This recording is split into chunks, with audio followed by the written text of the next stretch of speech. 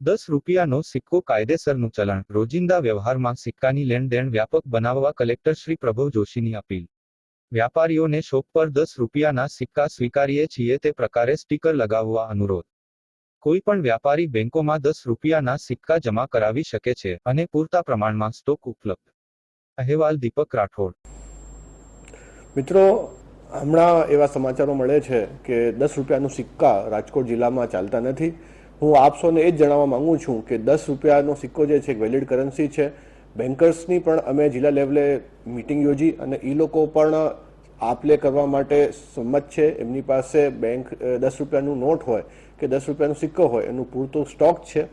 બધા વેપારી મિત્રોને હું વિનંતી કરીશ કે જો આપ એક સ્ટીકર પોતાની દુકાન બહાર ચોંટાડશો કે ₹10નું સિક્કો સ્વીકારવામાં આવે છે તો જે જનતાને આ હાલાકી ભોગવી રહ્યા છીએ એમાંથી અમને રાહત મળશે. એકવાર ફરી હું દોહરાવું છું કે ₹10નો સિક્કો એક વેલિડ કરન્સી ચલણ છે જેને બધાને સ્વીકારવાનું થાય છે અને એ દિશામાં જિલ્લા પ્રશાસન કાર્યશીલ છે. ધન્યવાદ.